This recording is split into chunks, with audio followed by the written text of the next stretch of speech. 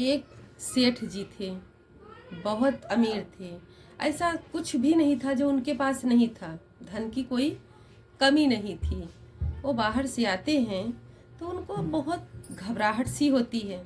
नौकर को बोलते हैं कि कॉफ़ी बनाओ, वो बोलता है ठीक है, कॉफ़ी बनाने लगता है। तब तक उसको आवाज़ देते हैं कि कॉफ़ी मत बनाओ, डॉक्टर को फ़ोन करो, मुझे बहुत घबराहट हो रही है।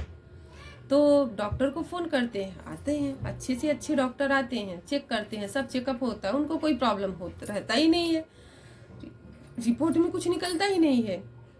वो बोल रहे हैं मुझे प्रॉब्लम है, लेकिन रिपोर्ट में तो कुछ आया ही नहीं रहा है। बोल रहे हैं मेरे लिए दवा लिखो।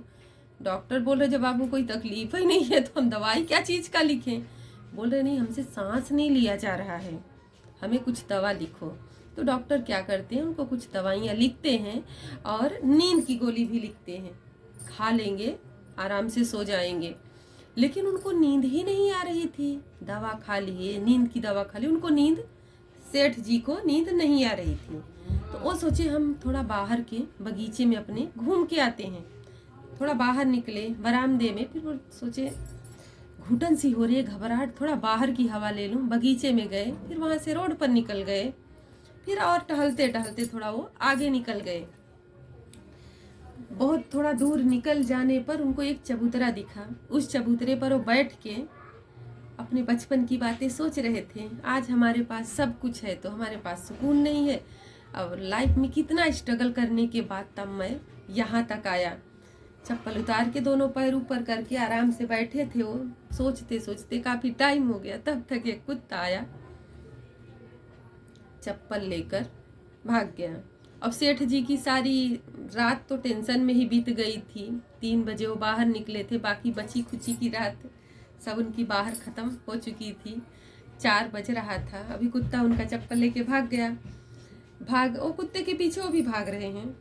आते आते कुत्ता जाके एक झोपड़पट्टी के पास उनका चप्पल रख दिया।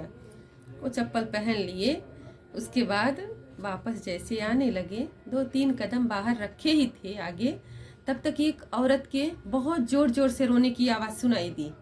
तो सोचे कि क्यों रो रही हैं, दीवार में सर पटक पटक के रो रही थी। तो उनको लगा क्यों रो रही हो, दरवाज़ा खटखटाए, सुनो जरा खोलो, मुझे गलत न समझो, क्या हुआ, तुम क्यों रो रही हो, खोलो दरवाज़ा।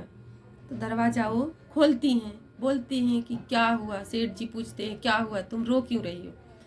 बोली हमारी बेटी की बहुत तबीयत खराब है, मेरे पास पैसा नहीं है इलाज के लिए। तो बोले ऐसा रोने से, सर पटकने से तुम्हारी बेटी ठीक हो जाएगी? अरे जहाँ काम करती हो वहाँ पैसे मांगो। तो बोले मैं घर में झाड़ू पोछा करती हूँ, डॉक्टर बोले हैं ना कि बहुत पैसा लगेगा मेरी बेटी के दवा में, इतना पैसा कौन देगा मुझे। तो बोले कि फिर रोने से सब ठीक हो जाएगा। बोले नहीं, एक महात्मा ने मुझे बोला कि कल तू 4 बजे ही उठ के अपने घर में खूब रोना जोर जोर से, देखना चमत्कार होगा। इसके लिए मैं रो रही हूँ, क्योंकि भगवान की मेहरबानी रहेगी, कोई चमत्कार हो जाएगा, मेरी बेटी बच जाएगी। अब सेठ जी के पास तो कोई चीज़ की कमी थी नहीं, उनकी अकल खुली। मुझे ऐसा तकलीफ हुआ, प्रॉब्लम हुआ, सारी रात बाहर रह, कुछ तो वजह है वो परमात्मा की, जो कि मैं यहाँ तक आया। क्योंकि वो भगवान में विश्वास नहीं करते थे सेठ जी। भगवान, पूजा पाठ, ये सब अपने कर्म, अपनी मेहनत पर विश्वास करते थे। हम अपने कर्म से कमाया, अपनी मेहनत से कमाया, भगवान पर भरोसा नहीं करते थे। लेकिन उनको लगा कोई शक्ति है, कोई ताकत है जो मुझे यहाँ तक खींच के लाई।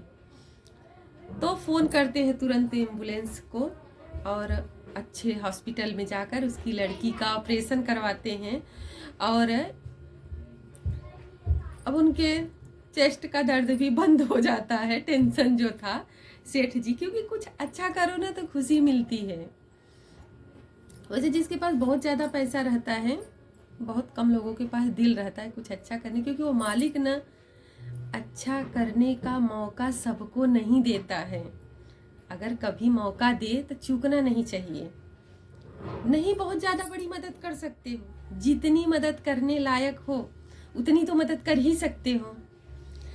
तो सेठ जी क्या करते हैं, औरत को ले जा करके, बहुत सारी फैक्ट्रियाँ रहती हैं उनमें उसको काम दे देते हैं। तुम चलो हमारे इधर काम करो, हमारे इधर काम की कमी नहीं है। और तुम अपनी बेटी का दवा का टेंशन मत लो, भगवान ने तुम्हें बताया था कि कल 4 बजे तुम रोना, चमत्कार होगा। तो चमत्कार हो गया है, तुम्हारी बेटी अच्छी हो जाएगी। और सेठ जी को भी मदद करके बहुत अच्छा लगा। मालिक करे ऐसे हर ज़रूरतमंद को एक मददगार मिल जाए।